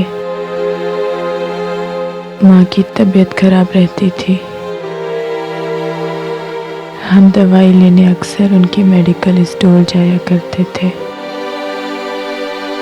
एक दिन पैसे कम पड़ गए, दवाई लेना भी जरूरी था। शेखर ने कहा दवाइयाँ ले जाओ, पैसे बाद में दे देना। अब नौकरी तो थी ही नहीं, कहाँ से लौटाते उनको पैसे। पर शेखर ने कई बार मुफ्त में दवाइयाँ दे दी हमें। इससे इस बात का तो भरोसा हो गया कि वो बहुत ही अच्छे इंसान हैं। और फिर एक दिन। हाँ हेलो पूजा। हाँ शेखर। अच्छा तुमको काम की जरूरत थी ना, तो एक अच्छा काम आया है। एक कपड़ों की दुकान खुल रही है, वहाँ सेल्स गर्ल्स की जरूरत है, तो हम बोलेंगे तो तुम्हारा काम हो जाएगा। ठीक है, बहुत बहुत शुक्रिया। डॉक्टर, पूजा की रिपोर्ट जैसे ही आती है हमें तुरंत इन्फॉर्म कीजिए। हमें जल्द से जल्द रेपिस्ट को पकड़ना होगा। अपनी इन्वेस्टिगेशन टीम बड़ी करनी होगी। फिलहाल एक काम करो, शेखर के घर पे जाओ, उसकी पत्नी से उसके दोस्तों की डिटेल्स निकलवाओ। कुछ भी करो, मुझे सारे रेपिस्ट हिरासत में चाहिए। Yes sir. पूजा के विश्वास की हत्या हो चुकी थी। जिस शेखर पे उसने भरोसा किया था, उसी ने उसके साथ इतना बड़ा धोखा किया। शेखर का फोन लगातार स्विच ऑफ आ रहा था, लेकिन पुलिस हाथ पर हाथ धरकर बैठने वाली नहीं थी। उन्होंने शेखर और उसके तीनों साथियों को ढूंढने के लिए छानबीन और तेज कर दी। पूजा ने बयान दे दिया है, उसके साथ गैंगरेप हुआ है। नहीं नहीं, वो गलत बयान दे रही है। हमारे पति एक जिम्मेदार इंसान है, उनकी संगत बुरी हो ही नहीं सकती। जल्दी ये सब पता चल जाएगा। पहले उनके दोस्तों के नाम और नंबर दीजिए।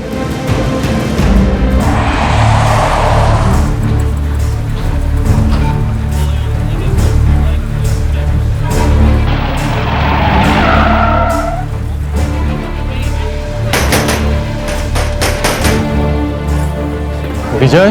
जी सर। अरे सर मैंने क्या किया? अरे सर मैंने क्या किया?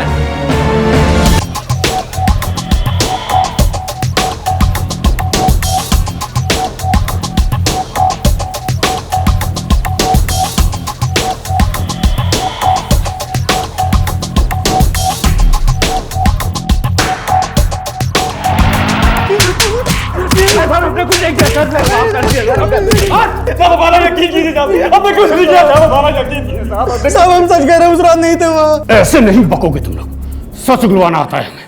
गुप्ता, इन तीनों के स्पर्म टेस्ट के लिए भिजवाओ। सर।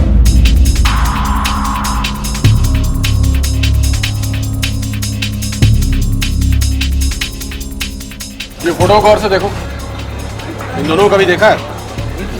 जी साहब देखा है, अभी कुछ दिन पहले यहाँ से लस्सी पी के गए। केवल ये दोनों थे कि इनके साथ इनके दोस्त भी थे? नहीं साहब, ये दोनों अकेले थे। पक्का? जी साहब। लगता है शेखर ने पूजा के लस्सी में ड्रग यहाँ मिलाया और उसके बाकी दोस्तों ने वहाँ वारदात की जगह पे उसको ज्वाइन किया।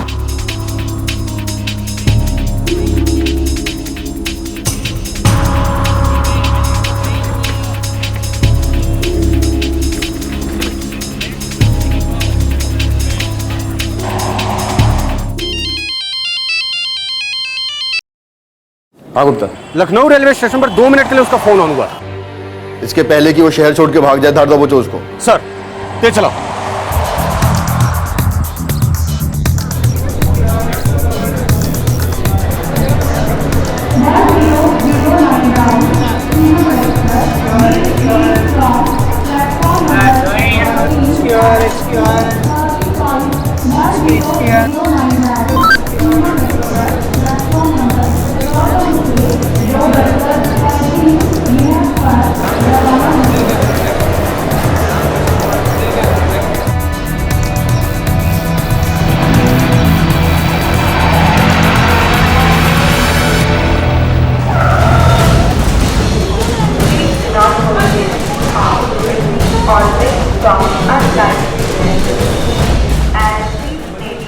शेखर का मोबाइल फिर से स्विच ऑफ हो गया। शेखर जहां काम करता था, जहां रहता था, जहां पूजा को लेकर गया था, पुलिस उन सभी इलाकों का चप्पा चप्पा छान रही थी। शेखर के 3 दोस्त पुलिस हिरासत में थे, लेकिन शेखर का अभी तक कुछ पता नहीं चला था, बल्कि उसे पकड़ पाना और मुश्किल होता जा रहा था। पुलिस ने शेखर के मोबाइल को ट्रैक किया, लेकिन उसका मोबाइल हर बार अपनी लोकेशन बदल रहा था। साहब, हमारे पति 3 दिन से गायब हैं। हमारी बात मानिए साहब। वो गायब नहीं है, अंडरग्राउंड है।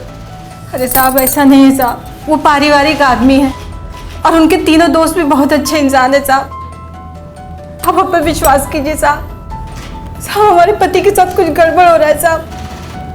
साहब उनको ढूंढने में मदद करिए साहब। उनके साथ कोनो एक्सीडेंट हो गया। आप सिर्फ अपने बारे में सोचती हैं। केवल एक बार अपने आप को उस लड़की के जगह पे रख के देखिए जिसके साथ गैंगरेप हुआ है।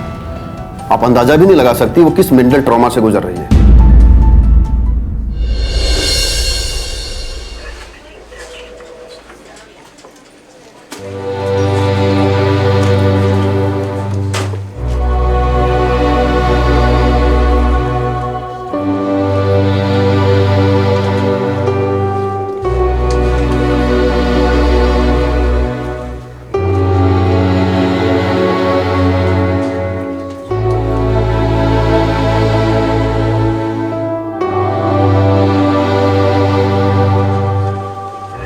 नमस्ते।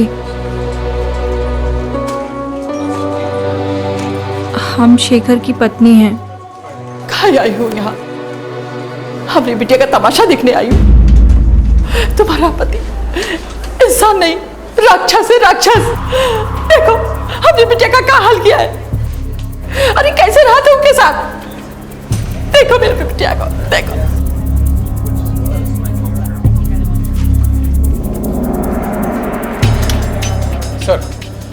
सर फॉरेंसिक रिपोर्ट आ गई है।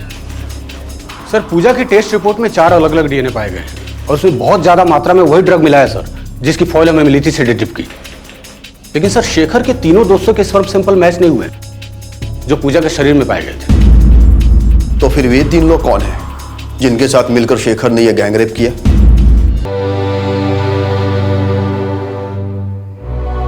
अरे बहू, हम मानत हैं वो लड़की के साथ बहुत बुरा हुआ। शेखर को हम पैदा किए हैं, उसका स्वभाव जानत है, वो इतनी घिनौनी हरकत नहीं कर सकत।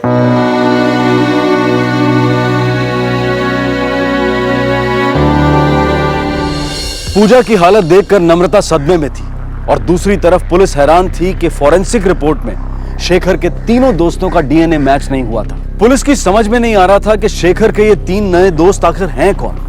क्या वो वाकई किसी बुरी संगत में था? अजीब दुविधा थी। ना तो शेखर का कुछ पता चल रहा था और ना ही इस केस से जुड़ी कोई और कड़ी सामने आ रही थी। 3 दिन बीत गए और फिर अचानक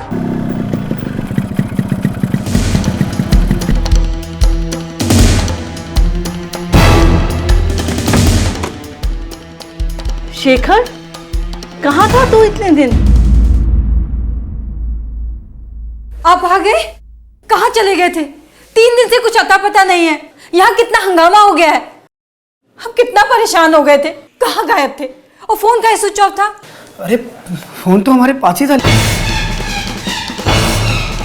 कहाँ लगा? अरे इसने कुछ नहीं किया। अरे इसने कुछ नहीं किया। कहाँ लेके जा रहे हो?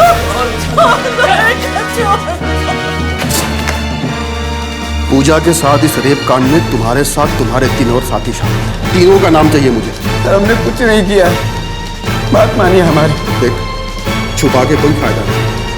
पूजा हमें अपने बयान में सब कुछ बता चुकी है। इसके पहले कि मेरा दिमाग खराब हो जाए क्योंकि पतीसी झाड़ दूं मैं, साफ साफ बोल दूं। सर हमने कुछ नहीं किया है, हमने किसी का रेप भी नहीं किया। और जब रेप नहीं किया तो ऐसे किसी का नाम कैसे दे दूं मैं आपको? बेटा शेखर, ज्यादा भोला मत बन। तुम्हारे भोलेपन की कहानी हम पूजा से सुन चुके हैं। हाँ शेखर। अच्छा तुमको काम की जरूरत थी ना, तो एक अच्छा काम आया है। एक कपड़ों की दुकान खुल रही है। तो लड़की को नौकरी देने का लालच देकर तुमने उसे नजदीकियां बढ़ाई? नहीं साहब, ऐसा बिल्कुल भी नहीं है। पहले फोन उसी ने किया था हमको। झूठ, बिल्कुल झूठ। पूजा तुम्हें फोन नहीं करती थी, बल्कि तुम पूजा को बार बार फोन करते थे। और उस दिन भी तूने ही पूजा को फोन किया था। अच्छा सुनो, 4 बजे चारबाग स्टेशन के पास मिलो। काम आज हो जाएगा ना शेखर? हाँ पूजा, काम हो जाएगा। हाँ साहब, मेरी बात हुई थी पूजा से उस दिन, लेकिन पूजा नहीं कहा था वो हमारे साथ आना चाहती है नौकरी के लिए। हम तो नौकरी ढूंढने जा रहे थे, लेकिन शेखर का फोन आया कि अकेले मत जाओ, हमने हाफ डे ले लिया है, साथ चलेंगे। बहुत प्यास लगी थी पूजा को साहब। उसने ढाबे पे रुकने के लिए कहा हमको, तो हम ढाबे पे लस्सी पीने के लिए रुक गए। लस्सी पीने के बाद थोड़ा चक्कर सा आने लगा, फिर कुछ याद नहीं। मतलब उसके बाद हमको याद नहीं कि क्या हुआ हमारे साथ। और जब आँख खुली तो 3 दिन बीत चुके थे। मतलब हमको किसी ने अगवा कर लिया था। तू क्या अरबपति है? तुम्हारा अगवा कोई क्यों करेगा? और फिरौती के लिए तो कोई कॉल नहीं आया। तुम्हें क्या लगता है कोई बेहोश आदमी उड़ते फिरता क्या यहाँ से वहाँ? तुम पूरे होशो हवास में थे, इसलिए तुम्हारा मोबाइल अलग अलग लोकेशन पे ऑन और ऑफ हो रहा था। अब ये मत कह देना कि तुम्हारा मोबाइल भी चोरी हो गया था, क्योंकि जब तुम घर पे आए तुम्हारे पास मोबाइल था। और तुम किडनैप हुए थे या तुम्हारा ड्रामा था, ये तो हम पता लगा ही लेंगे। तुम्हारी जानकारी के लिए ये बता दूं कि तुमने और तुम्हारे साथियों ने रेप के पहले पूजा को जो ड्रग दिया था, उसकी डिटेल हमें मेडिकल स्टोर से मिल चुकी है। साहब आप किस ड्रग्स की बात कर रहे हैं? हाँ ये सच है कि पूजा मेरे मेडिकल स्टोर पे दवा लेने आती थी, लेकिन वो डिप्रेशन की दवा लेने आती थी और उसके पास डॉक्टर की प्रिस्क्रिप्शन भी होती थी। झूठ, फिर एक झूठ। हमने पूजा की मेडिकल हिस्ट्री चेक की है और पूजा का खुद ये कहना है हमने कभी ये दवाइयाँ नहीं ली। सेडेटिव बोल रहे हैं ना आप? हम तो अक्सर बुखार की या सर दर्द की दवाइयाँ लेने जाते थे। माँ के लिए ये सब शेखर की प्लानिंग है सर। वही बार बार फोन करके हमको वहाँ बुलाया करता था। पूजा खुद हमसे बात करना चाहती थी, हमको बार बार मिस कॉल मारती थी और उसकी तंगी को देख के हम कॉल बैक कर लेते थे साहब उसको। और जब भी हम उसको कॉल बैक करते थे हमसे डिप्रेशन वाली ही बातें करती थी। हम कोशिश करते थे साहब हम उसकी मदद करते ताकि वो डिप्रेशन से निकल जाए। वो मेरी बहन जैसी थी साहब। क्या बताएं शेखर, घर में रुपया पैसा है ही नहीं, खाने तक का इंतजाम करना मुश्किल होता जा रहा है। घर में कोई बड़ा भी नहीं है जो सहारा दे दे। कभी कभी तो मन करता है अपनी जान ही दे दे। कैसी बुज़दिल वाली बात कर रही हो तुम? घर में कोई सहारा देने वाला नहीं है तो हिम्मत हार जाओगी। हम है ना, हमको बनाओ अपना बड़ा भाई। देखो पूजा, जैसे अच्छे दिन नहीं टिकते ना तो वैसे बुरे दिन भी चले जाते हैं। एक काम करो, ये रखो तुम। अरे रखो, बड़े भाई हम तुम्हारे, और कभी भी जरूरत पड़े हमको याद करना, ठीक है? उसने हमदर्दी दिखाकर अपने जाल में फांस लिया हमें। फिर मौका देखकर गिरगिट की तरह रंग बदल लिया। साहब अब खुद सोचिए, अगर हमने रेप किया होता तो हम घर वापस क्यों आते? अपने आपको पकड़वाने। तुम घर वापस इसलिए आए ताकि तुम पे किसी का शक न जाए। बड़े ही शातिर आदमी हो तुम, और 3 दिन तक तुम छुपे हुए रहे ताकि तुम एक्सक्यूजेज जमा कर सको। कोई फायदा नहीं होगा। मैं तुमसे आखिरी बार पूछता हूँ, तीनों साथियों के नाम बता दो मुझे। सर अब 1000 बार पूछेंगे तो हमारा एक ही जवाब होगा, हमने रेप नहीं किया। नहीं किया मतलब नहीं किया है। इसके स्पर्म का टेस्ट करवाओ। सर तू बचेगा नहीं।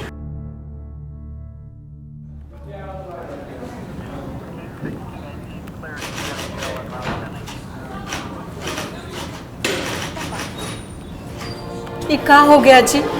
पुलिस वाले कह रहे हैं कि ये सामूहिक बलात्कार का मामला है, और वो टीवी वाले भी चिल्ला चिल्ला कर यही सब बता रहे हैं। सब झूठ है नम्मो, चाहे पुलिस वाले कुछ भी कहें या ये टीवी वाले कुछ भी कहें, पर हमने कुछ नहीं किया है।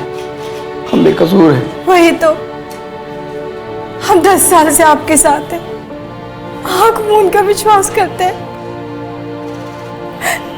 क्या हो गया जी? पूजा को ऐसे नहीं बोलना चाहिए था। हम तो मदद करना चाहते थे उसकी परेशान देखकर। अब कोई हम पे बलात्कार का इल्जाम लगाएगा तो हम मान थोड़ी ना लेंगे, और जब हमने रेप किया ही नहीं है ना तो कुछ भी साबित नहीं हो सकता। हमारा विश्वास करो। सर शेखर की रिपोर्ट आ गई है। पूजा की बॉडी में मिले सैंपल से शेखर का सैंपल मैच हो गया सर।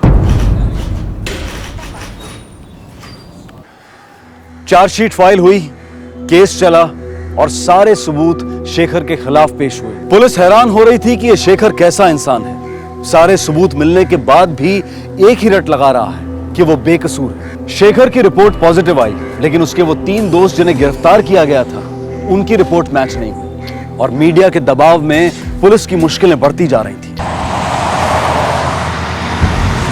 सर मीडिया ने नाक में दम कर रखा है। लेकिन उनका सवाल भी जायज है गुप्ता। हाँ सर, मेन रेपिस्ट को पकड़ लेने के बाद भी उसके बाकी तीनों साथी तक हम अभी भी नहीं पहुंच पाए। जबकि सर शेखर और पूजा दोनों साथ में उस लस्सी वाले ढाबे पहुंचे थे, दोनों ने साथ में लस्सी पी। यहाँ तक सर दोनों साथ में थे। उसके बाद शेखर पूजा को बाइक पर बिठाकर ऑफ रूट से उस जंगल में लेके गया जहाँ पर पूजा का रेप हुआ। लेकिन सर शेखर का कहना यह है कि लस्सी पीने के बाद उसको चक्कर आया और उसको कुछ याद ही नहीं रहा, और 3 दिन बाद जब उसको होश आया तो उसने खुद को लकड़े कारखाने में पाया। जबकि सर लकड़े का कारखाना तो रेप वाली जगह से बिल्कुल अपोजिट साइड में। सर इसका मतलब शेखर पक्का झूठ बोल रहा है। हो सकता है, और यह भी हो सकता है कि शेखर और उसके तीनों साथियों का कोई ना कोई मददगार हो इस एरिया में, क्योंकि 3 दिन तक छुपे रहना बिना किसी के हेल्प के बाइक छुपाना पॉसिबल ही नहीं है। एनीवेज, हम तो जा ही रहे हैं उस एरिया में बारीकी से छानबीन करने। देखते हैं, शायद कोई सुराग हाथ लग जाए।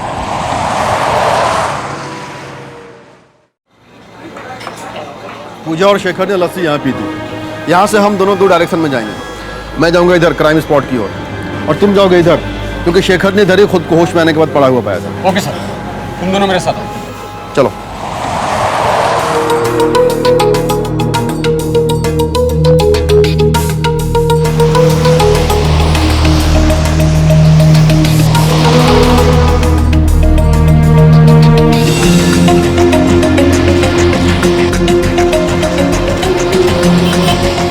क्या भाई तुम अपना ये सब्जी का ठेला रोज यहाँ नहीं लगाते हो क्या? पिछले 15 दिन से दिखाई नहीं दिए। साहब बहुत चोट आ गया था, यही मारे 10-15 दिन आए नहीं हम। अच्छा 15 दिन पहले मंगलवार को कुछ गड़बड़ हुआ था क्या? 3 बदमाश को ढूंढ रहे हैं। गड़बड़? हाँ साहब बहुत बड़ा गड़बड़ हुआ था, देख नहीं रहे, सब तुड़ा फुड़ा के बैठे हैं, सब पी पाक के गाड़ी चलाते हैं। अब वो सफेद वाली वैन को देख लो।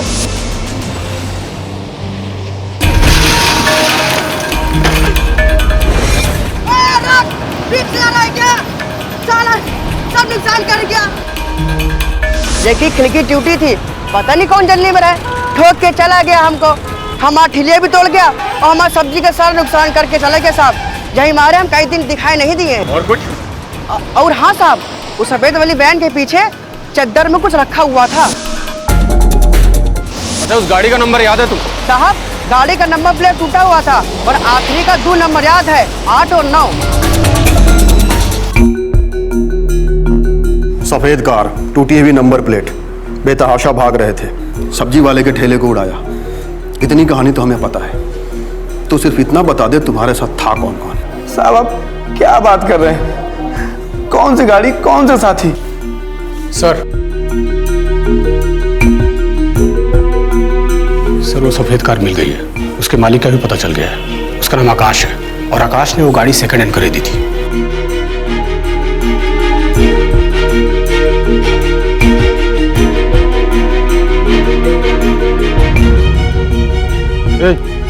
ये गाड़ी किसका है? वो साहब उसका।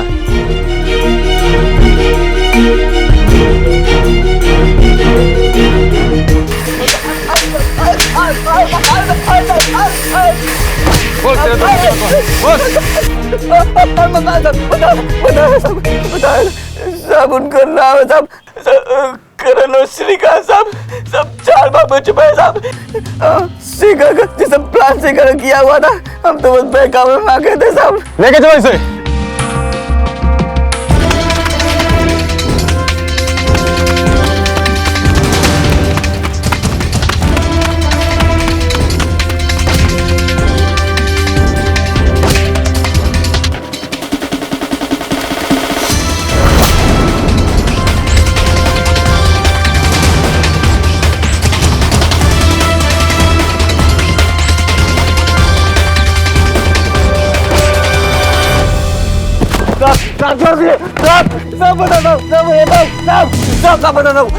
साहब ये सब शेखर की प्लानिंग थी साहब, उसी के कहने पे हम लोगों ने किया साहब।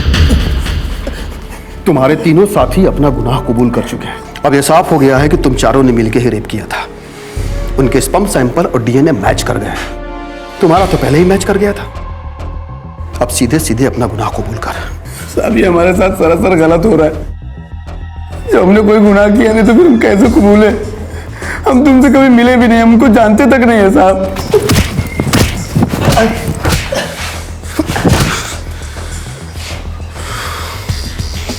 मुझे उन तीनों रेपिस्ट के कॉल रिकॉर्ड चाहिए। सर एक बहुत ही अजीब बात पता चली है। हमने उन तीनों के कॉल रिकॉर्ड्स निकाले, लेकिन शेखर की उनसे कभी कोई बात ही नहीं हुई। ऐसा कैसे हो सकता है? यदि उनकी आपस में बातचीत नहीं हुई तो फिर गैंग रेप को प्लान कैसे किया? सर एक और बात मालूम पड़ी है, एक कॉमन नंबर पर उन तीनों की बहुत बार बात हुई है, रेप वाले दिन भी, और ये नंबर किसी प्रकाश बंसल का है। कौन है ये प्रकाश बंसल? सर ये प्रकाश बंसल की केस हिस्ट्री भी बहुत अजीब है। कानपुर में 2014 में हुए एक मर्डर केस का मुख्य आरोपी है।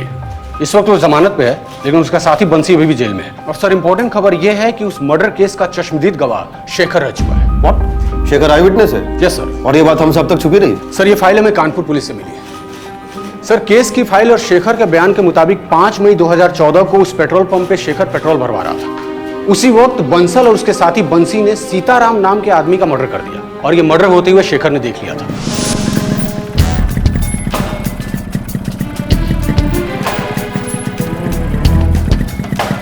अरे भैया कौन है?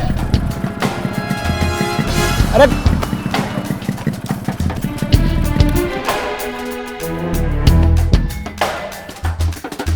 अरे कौन है का?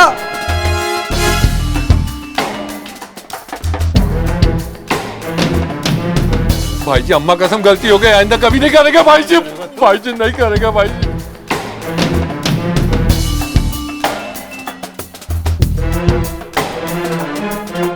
साले हमारी कंप्लेंट करेगा तू? भाई जी गलती हो गई मुझसे।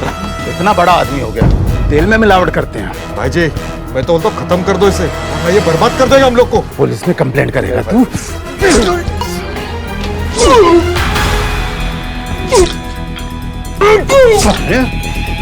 कंप्लेंट करेगा। शेखर इस मर्डर का चश्मदीद गवाह बन गया और ये दोनों आरोपी अरेस्ट भी हुए। लेकिन सर बाद में बंसल जमानत पर रिहा हो गया। सर हमने जब बंसल के कॉल रिकॉर्ड्स निकाले तो ये मालूम पड़ा कि बंसल और पूजा पिछले 5 महीने से टच में है, जबकि शेखर और पूजा सर 4 महीने से टच में है। मामला अब समझ में आ रहा है। उन 3 लोगों को जो हमने पकड़ा है ना, चलो उनकी खातिरदारी करते हैं। सर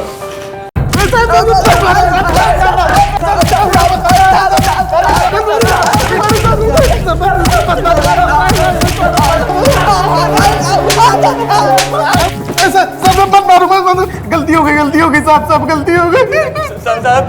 शेखर के बहकावे में आ गए साहब, हमारी मारी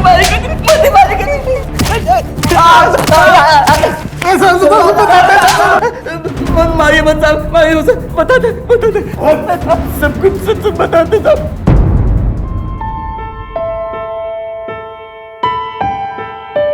दीदी अब क्या हम लोग लखनऊ कभी वापस नहीं आएंगे? क्या करेंगे यहाँ पर आकर? सब कुछ तो लूट लिया इस लखनऊ ने, हंसी खुशी सुख चैन इज्जत सब कुछ। लेकिन हम मुंबई जाएंगे तो रहेंगे कहाँ? काम क्या करोगी आप? हमको वहाँ पर एक काम मिल गया है।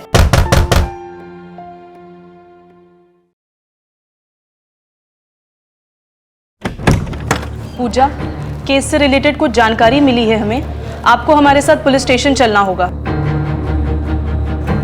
सर हमें यहाँ क्यों बुलाया गया है? बात क्या है? कोई हमें बताता क्यों नहीं? बता देंगे बंसल जी, मैडम को तो आ जाने दीजिए।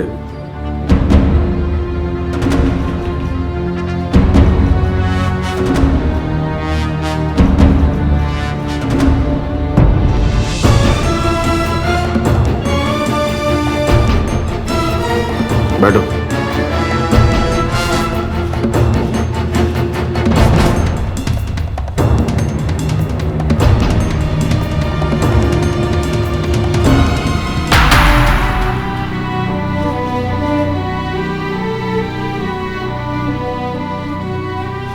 आप इनको जानते हैं?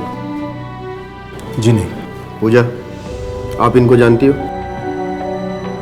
नहीं सर। सर ये दोनों तो एक दूसरे को बिल्कुल नहीं जानते।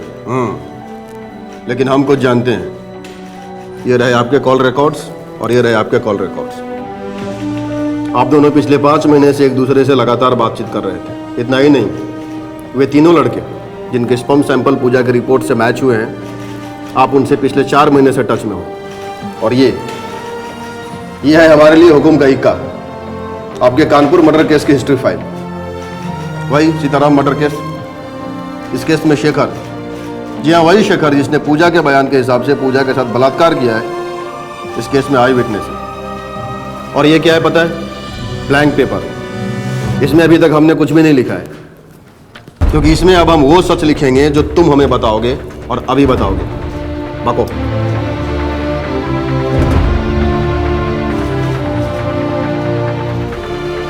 बको। सर हम बहुत परेशान थे, क्या करें कैसे करें कि शेखर हमारे रास्ते से हट जा। उसके चश्मदीद गवाह होने के चलते हमारा जेल जाना तय था। हमने सोचा कि शेखर को अगर किसी और केस में फंसा दिया जाए तो हमारा केस कमज़ोर हो जाएगा। गवाह होने के चलते वो अपराधी साबित होगा। अगर उस पर रेप का केस साबित हो गया तो उसका बच निकलना नामुमकिन होगा। लेकिन समस्या ये थी कि इस काम के लिए लड़की कहाँ से मिले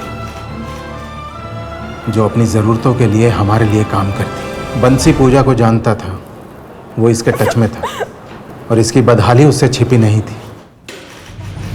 इसीलिए हम अपना प्रस्ताव लेकर पूजा के पास गए। देखो पूजा, बंसी से मुझे तुम्हारे हालात के बारे में पता चल चुका है। तुम्हें पैसों की सख्त ज़रूरत है। तुम्हें अपनी माँ का ऑपरेशन भी करवाना है और अपने छोटे भाई बहनों को स्कूल भी भेजना है। कैसे करोगी इतना सब कुछ? इसीलिए हम तुम्हारी मदद करना चाहते हैं। हम देंगे तुम्हें पैसे, लेकिन बदले में हमारा एक काम करना होगा तुम्हें। कैसा काम? एक लड़का है शेखर, उसे एक मामले में फंसाना है। देखिए, हम ऐसा वैसा कोई काम नहीं करेंगे। हाँ, पैसा जल्दी और ज्यादा कमाना है तो उसके लिए रास्ता भी टेढ़ा ही चुनना पड़ता है। हमारी बात मानो, शेखर को फ्रेम करो। लेकिन कैसे? तुम्हारा रेप होगा। ये कैसी बातें कर रहे हैं आप? सही कह रहे हैं हम। इसके लिए तुम्हें बहुत पैसे मिलेंगे और इसके बाद तुम्हें पुलिस में जाके कहना होगा कि शेखर और उसके दोस्तों ने तुम्हारे साथ रेप किया है। शेखर और उसके दोस्त? मतलब तुम्हारा गैंग रेप होगा। 3 लोग होंगे, वो तुम्हें मारेंगे, पीटेंगे। एकदम असली लगना चाहिए, चोट के निशान भी असली। ये कैसी बातें कर रहे हैं आप? नहीं, हमसे नहीं होगा ये सब। Gang rape? आप ऐसा सोच भी कैसे सकते हैं? इसके तुम्हें 20 लाख रुपए मिलेंगे। शेखर को फंसाने के 5 लाख और 3 बार रेप के अलग अलग 5-5 लाख, और हॉस्पिटल का खर्चा अलग मिलेगा। लेकिन गैंग रेप ही क्यों? गैंग रेप इसलिए ताकि ये मामला इतना बड़ा हो जाए कि कोई हमारे केस को इस केस से जोड़कर ही ना देख पाए, और ये शेखर नाम का कांटा हमारी जिंदगी से हमेशा हमेशा के लिए निकल जाए। लोग इसकी बात का विश्वास करें। प्लान के मुताबिक पूजा ने शेखर की हमदर्दी बटोर ली थी, जो कि उसको फ्रेम करने के लिए जरूरी था। और फिर तुमने पूजा को डॉक्टर की फॉल्स स्लिप दी जिसमें ये सेडेटिव सजेस्ट की गई थी, और उसके बाद पूजा ये सेडेटिव शेखर की दुकान से खरीदने लगी ताकि शेखर फंस जाए और पुलिस की गिरफ्त में आ जाए। और तुम्हारे ही कहने पे उस दिन ढाबे पे पूजा ने शेखर की लस्सी में सेडेटिव मिलाई।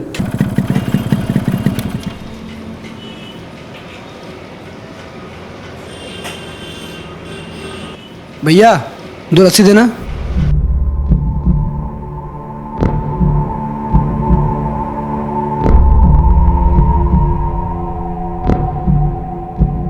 हम जरा हाथ धुल के आते हैं।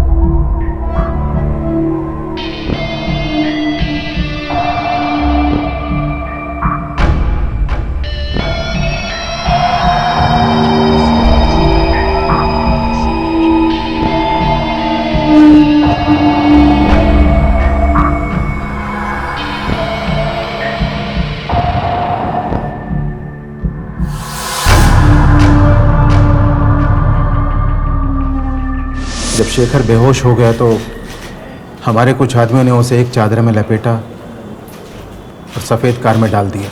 उसे हम एक सेफ जगह ले गए और हमने 3 दिन उसे वहाँ रखा। हमारे एक आदमी ने उसकी बाइक उठा ली ताकि किसी को कोई सुराग न मिले, और वो सेडेटिव पूजा को भी दी गई ताकि ये उन लोगों के चेहरे ना पहचान सके जिन्होंने इसके साथ रेप किया था।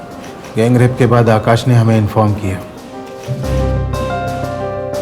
हम हाईवे से सिर्फ इसलिए गुजर रहे थे ताकि हम ये देख सकें कि पूजा को ठीक से अस्पताल पहुंचाया जा रहा है या नहीं, और हमारे आदमियों ने पुलिस को इन्फॉर्म किया था, और हमारे आदमी शेखर का फ़ोन लेकर एक जगह से दूसरी जगह जा रहे थे ताकि पुलिस को डाइवर्ट कर सके। लेकिन एक बात अभी भी क्लियर नहीं हुई, जब शेखर ने कुछ किया ही नहीं तो उसके सैंपल मैच कैसे हुए?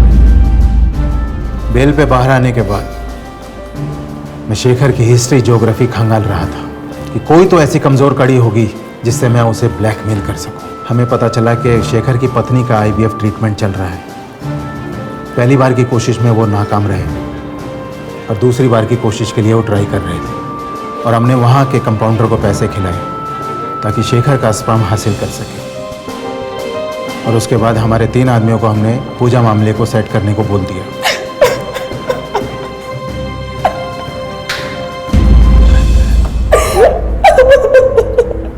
शेखर बेकसूर साबित हुआ, बंसल को गिरफ्तार कर लिया गया, और बाद में शेखर ने चश्मदीद गवाह के रूप में बंसी और बंसल के खिलाफ अपना बयान दिया और उन दोनों को सीताराम की हत्या के जुर्म में आजीवन कारावास के लिए भेज दिया गया। पूजा को भी गिरफ्तार किया गया और उसे षड्यंत्र और पुलिस को गुमराह करने के लिए बुक किया गया। पूजा चाहती थी कि वो कुछ पैसा बना ले ताकि वो अपने भाई बहन और अपनी मां को एक बेहतर जिंदगी दे सके। लेकिन क्या ये सही रास्ता था पैसा कमाने के लिए, जहां उसे अपना बलात्कार करवाना पड़ा और एक निर्दोष को फंसाकर उसे गुनहगार साबित करना पड़ा। पर अब इस शॉर्टकट की कोशिश में पूजा एक ऐसी जगह आ खड़ी हुई थी जहां उसके लिए सिर्फ अफसोस किया जा सकता था। और सबसे शर्मनाक बात तो यह है कि जो कानून औरतों को मजबूत करने के लिए बना है, पूजा उसी कानून का दुरुपयोग कर रही थी। ये एक बेहद शर्मनाक वाकया है। आपसे फिर मुलाकात होगी अगले एपिसोड में एक और नए केस के साथ। तब तक अपना और अपने परिवार का ख्याल रखें और देखते रहें क्राइम पेट्रोल डायल 100। सबक एक को सीख हम सबको। जय हिंद। इस तरह के और भी एपिसोड देखने के लिए हमारे चैनल को सब्सक्राइब करें और बेल आइकन दबाना ना भूलें।